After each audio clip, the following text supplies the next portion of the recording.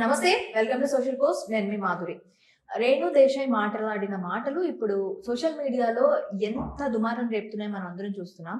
Public గా ఒక higher officials, మనకి అత్యున్నత న్యాయస్థానం సుప్రీం కోర్ట్, దాని గురించి కూడా ఆమె మాట్లాడారు. అండ్ ఐఏఎస్లు, ఐపీఎస్లు ఆల్ ఆర్ కరప్షన్ అని చెప్పి మాట్లాడుతున్నారు. ఒకవేళ పబ్లిక్ గా ఇలా ఎవరినైనా డైరెక్ట్ గా అంటే దానిపైన ఏమైనా లాస్ ఉపయోగపడతాయా? లా విధంగా అంటే న్యాయపరంగా ఏమైనా వాళ్ళ మీద చర్యలు తీసుకునే అవకాశాలు ఉంటాయా?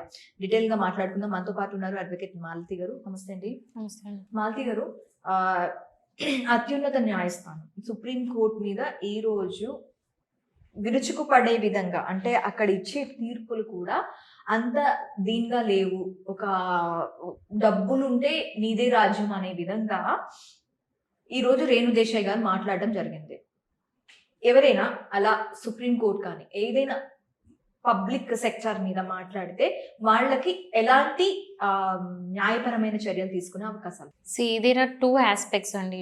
అంటే రెండు విధాలుగా చూడాలి. ఏంటంటే సపోజ్ ఒకవేళ ఏదైనా court, not just apex court, supreme court అని కాదు, హైకోర్టే కావచ్చు, లోవర్ కోర్ట్సే కావచ్చు, ఏదైనా సరే ఒక వర్డిక్ట్ ఇచ్చింది, ఒక జడ్జిమెంట్ ఇచ్చింది అన్నప్పుడు మీకు ఆ జడ్జిమెంట్ గురించి మీకు మాట్లాడే 100% అవకాశం, ఆ రైట్స్ మీకు ఉన్నాయి.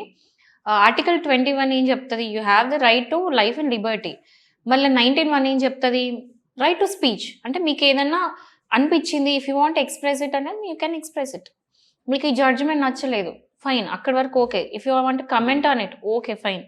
కానీ అక్కడ జడ్జి బయాస్డ్ ఉన్నాడు, జడ్జి కరప్టెడ్ అయినాడు, జడ్జి పైసలు తీసుకున్నాడు, without any evidence, nothing, proof లేకుండా జస్ట్ ఒక స్టేట్మెంట్ ఇచ్చి మీరు రెప్యుటేషన్ ఖరాబ్ చేసినట్టే కదా.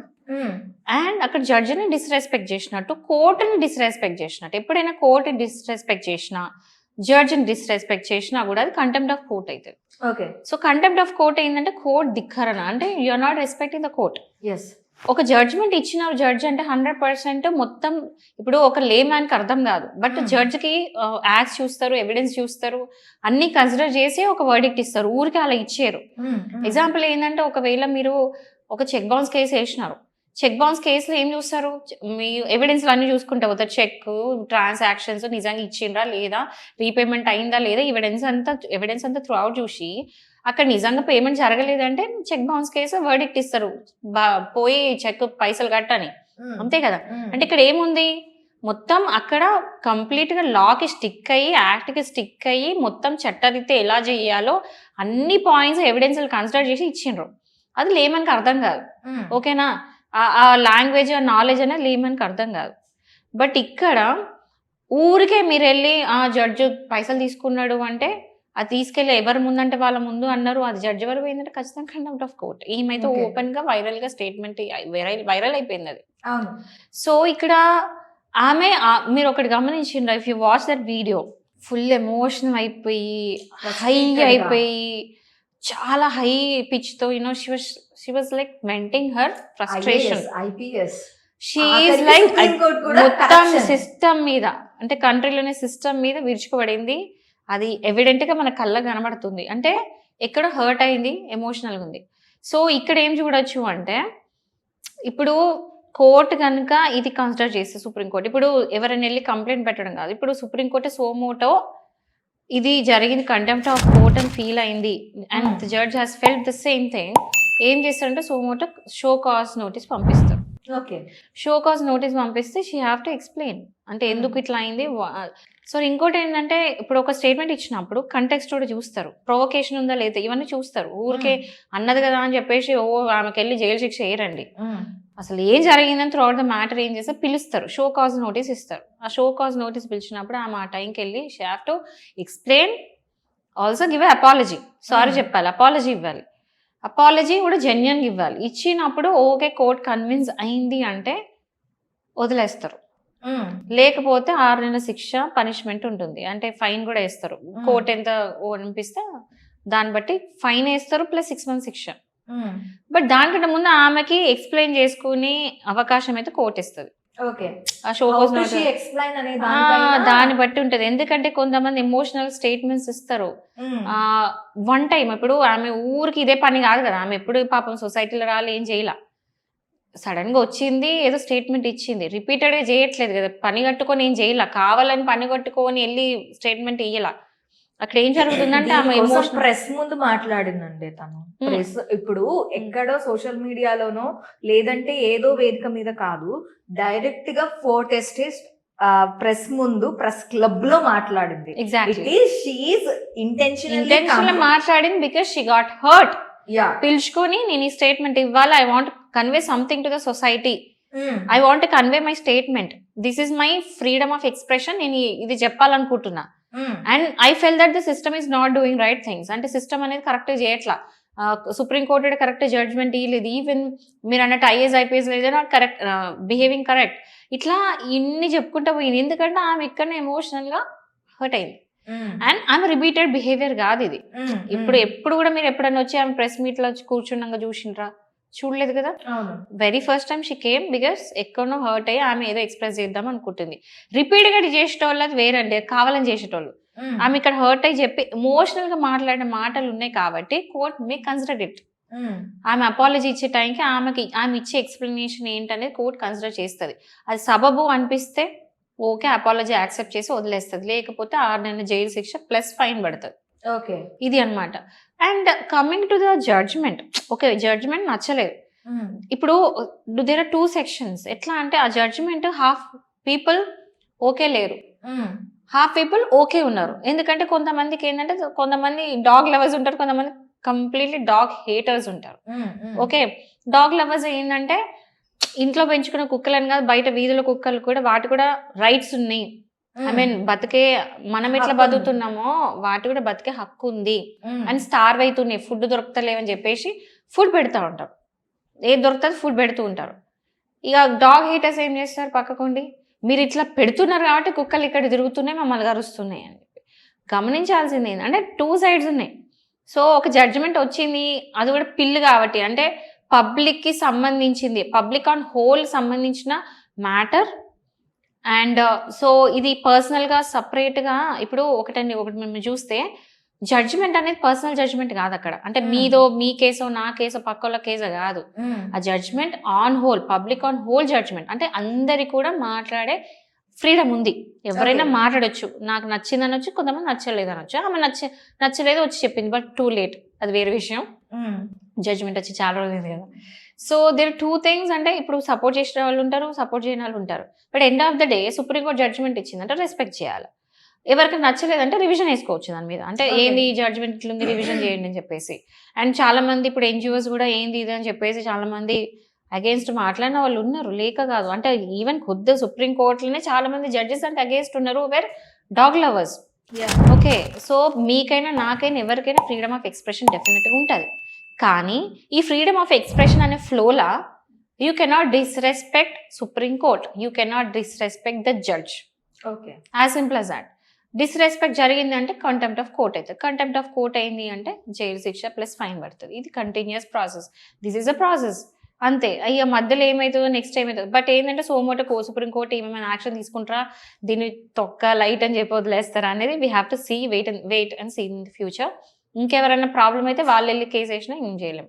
సో నా పర్సనల్గా ఏంటంటే లైక్ యూనో ఇంకొంచెం బెటర్ జడ్జిమెంట్ ఇస్తే బాగుండేది. ఎందుకు అంటే జడ్జిమెంట్ మీరు చూస్తే ఆ జడ్జిమెంట్లో ఏముంది అంటే డాగ్స్ అన్నిటినీ కూడా షెల్టర్ హోమ్స్లో పెట్టాలి. షెల్టర్ హోమ్స్లో పెట్టి వాటికి రేబీస్ది వ్యాక్సినేషన్ ఇచ్చేసి, వ్యాక్సినేట్ చేసిన తర్వాత బయట రిలీజ్ చేయాలి అని చెప్పారు. This is what the supreme court has given, this is the exact judgement. But అక్కడ మనం గమనించాల్సింది ఏంటంటే ఎన్జిఓస్ నుంచి చాలా మంది వెళ్ళి షెల్టర్ హోమ్స్లో వీడియోస్ తీశారు, తెలియకుండా ప్రైవేట్గా, అంటే దొంగతనంగా వీడియోస్ తీశారు. ఆ వీడియోస్లో చాలా మటుకు మనం చూసేది ఏంటంటే they were killing the dogs, they were poisoning the dogs, they were killing the dogs, they were not even given food. కనీసం ఫుడ్ కూడా ఇవ్వకుండా స్టార్వ్ చేసిన కుక్కలని. అట్లా ఎన్నో కుక్కలు చనిపోయినాయి. ఒక ఎగ్జాంపుల్, ఒక 100 కుక్కల్ని షెల్టర్ హోమ్స్లో పెడితే బయట రిలీజేషన్ నాకు తెలిసి 3-4 కూడా కాదు బయటికి. ఇది కొన్ని ఎన్జిఓస్ ముందుకు వచ్చి ఇవి రిలీజ్ చేసిన videos. And nobody has spoken about it. Nobody ఎవరు మాట్లాడలేదు. ఆ కుక్క లేదా చస్తే ఏంటి అన్నట్టు. నేను ఒకటి చెప్తున్నా, భూమి మీద బ్రతికే రైట్స్ ఓన్లీ మనుషులకే ఉందా? Because we have mouth, because మనకు నోరు ఉంది, బ్రెయిన్ ఉంది కాబట్టి ఓన్లీ మనకు మాత్రం బ్రతికే రైట్స్ ఉన్నాయా? కుక్కలకి లేవా? మిగతా యానిమల్స్కి లేవా? ఎకో సిస్టమ్ అనేది ఉంటుంది. చాలామంది సైన్స్లో మీరు చిన్నప్పుడు చదువుకొని ఉంటే ఎకో సిస్టమ్ అనేది ఒకటి ఉంటుంది, ఓకేనా? అండ్ ఫుడ్ సైకిల్ అనేది ఒకటి ఉంటుంది. అంటే ఏంటి? ఇప్పుడు అంటే ఒక జంతువు మీద ఆర్ ఒక ఏమంటారు లివింగ్ థింగ్ మీద ఇంకొక లివింగ్ థింగ్ బతుకుతుంది. అండ్ ఇంకో లివింగ్ థింగ్ ఇంకో వెజిటేరియన్ మీద బతుకుతుంది. సైకిల్ చైన్ నడుస్తూ ఉంటుంది ఫుడ్ చైన్ అనేది. సో అలా అన్ని బ్యాలెన్స్డ్ అయితేనే ఎకో సిస్టమ్ అనేది బ్యాలెన్స్ అవుతుంది. ఇప్పుడు ఎగ్జాంపుల్, ఒక సముద్రం ఉంది, ఫిషెస్ ఉంటాయి. ఆ ఫిషెస్ని పెద్ద చేపలు తింటాయి, పెద్ద చేపల్ని వేల్స్ తింటాయి. అట్లా చైన్ సిస్టమ్ నడుస్తుంది. ఒకవేళ దేని తినలేదంటే సముద్రం మొత్తం చేపలే ఉంటుంది, బ్యాలెన్స్ అవ్వదు, ఓకేనా? అట్లనే ప్రతి దాన్ని తినేది ఇంకోటి ఉంటుంది. ఈవెన్ మనం చెట్లు అంటే వెజిటేరియన్స్ వాళ్ళు చెట్లు గుట్లు వాళ్ళ దుంపలు తినేసి బతుకుతూ ఉంటారు. కొంతమంది నాన్ వెజ్ తింటూ ఉంటారు. ఇవన్నీ బ్యాలెన్స్ అవ్వాలి, ఓకే? అండ్ ఇప్పుడు మనం ఇంట్లో కొన్ని పనికిరాని ఉంటాయి. అంటే ఎగ్జాంపుల్ ఎట్లా అంటే, ఈ రోజు వరకు పనికిరాని యానిమల్స్ ఏవి ఉన్నాయండి? ఏవి లేవు, ఏవి ఉండవు. అంటే ప్రతి ఒక్క యానిమల్ నేచర్కి పనికొచ్చేవే, ఖరాబ్ చేసేటైతే ఏమీ లేవు ఇప్పటి వరకు. అండ్ ఎకో సిస్టమ్ మనం ఖరాబ్ చేస్తున్నాం హ్యూమన్స్ని. ఎగ్జాంపుల్ ఏంటంటే, పోతున్నాం ఫారెస్ట్ని కొట్టేస్తున్నాం, ఓకే? అంటే జంగల్ని ఉంచుతలేము, మొత్తం సిటీ చేసేస్తున్నాం, ఓకే? సిటీ చేసేస్తే లాస్ట్కి ఏమవుతుంది? ఆక్సిజన్ కరువు, ఏక్యూఐ లెవెల్స్ తగ్గిపోతున్నాయి, ఆక్సిజన్ అని లేదు, పొల్యూటెడ్ ఎయిర్ కంప్లీట్ మనం డిస్ట్రాయ్ చేస్తున్నాం. మొత్తం ఫారెస్ట్ని చెట్లు పెట్టాం, పోగపోయి మొత్తం ఫారెస్ట్ని కొట్టేస్తున్నాం. మనం మొత్తం ఇంబ్యాలెన్స్ చేస్తున్నాం. ఎందుకు? అగైన్ మనకు తెలివి ఉంది, మనకి నోరు ఉంది. దీనివల్ల మనం మొత్తం డిస్ట్రాయ్ చేసుకుంటూ పోతే ఎన్వైరన్మెంట్ ఖరాబ్ చేస్తాం. మళ్ళీ గ్లోబల్ వార్మింగ్ అని ఏడుస్తూ ఉంటాం. ఫ్రిడ్జ్లు పెడతాం ఇంట్లో, కార్లలో పొల్యూషన్ చేస్తాం, అంటే అవాయిడ్ చేయలేము, అన్నీ చేస్తాం, మళ్ళీ గ్లోబల్ వార్మింగ్ అని ఏడుస్తుంటాం. అంటే మనకి హక్కు లేదండి, అన్ని యానిమల్స్కి హక్కు ఉంది బతికేది. మీరు చేయకండి, కానీ చంపకుండా ఉండండి అట్లీస్ట్. మరి చంపడం దారుణం కదా. ఇప్పుడు డాగ్స్ కూడా ఊరికే పిచ్చిలాగా లేజ్ అవి, కుక్కలు ఏం కరవవు, వాటికి ట్రామాస్ ఉంటాయి. చిన్నప్పుడు వాటి మీద వెళ్ళి హాట్ వాటర్ పడేయడం, కొంతమంది అయితే ఎక్స్ట్రీమ్ లెవెల్స్ పోయి యాసిడ్ పోసిన వాళ్ళు కూడా ఉన్నారు. 5 అంతస్తుల నుంచి కుక్కల్ని ఎత్తేసిన వాళ్ళు ఉన్నారు శాడిజంకి. ఇట్లా మస్తు అంటే కుక్కలని ఏదో విధంగా మీరు కొడుతున్నారు, తిడుతున్నారు, ఏదో చేస్తున్నారు, అవి ట్రామటైజ్ అయ్యి ఒక స్టేజ్ వచ్చి తిండి కూడా దొరక్కపోయి కరుస్తున్నాయి, రేబీస్ అటాక్ అయ్యి కరుస్తున్నాయి. వీటికి ఒక సొల్యూషన్ ఫైండ్ అవుట్ చేయాలి, అంతేగాని మొత్తం కుక్కల్ని చంపుకుంటా పోతా అనడం కరెక్ట్ కాదు అని నేను అనుకుంటున్నాను. మరి చంపేయడం ఏంటండి? ఇప్పుడు ప్రతిదానికి సొల్యూషన్ ఉంటుంది. రేణు దేశాయ్ గారిది ఫ్రస్ట్రేషన్ ఇన్ ఏ వే నా మట్టుకు నాకు కరెక్ట్ అనిపించింది. But the way she told, ఆ అగ్రెషన్ లెవెల్లో చెప్పడం was not correct. Everybody should have control on their emotions. And ఒక పబ్లిక్లో మాట్లాడేటప్పుడు స్పీచ్ మీద కంట్రోల్ ఉండాలి. ఆ స్పీచ్ మీద కంట్రోల్ లేనప్పుడు మీరు వెళ్ళి మాట్లాడకండి, అంతే కదా. నువ్వు కంట్రోల్ చేసుకున్నప్పుడు మాట్లాడకూడదు, ఇట్లాంటి వాటిలో తెలిసి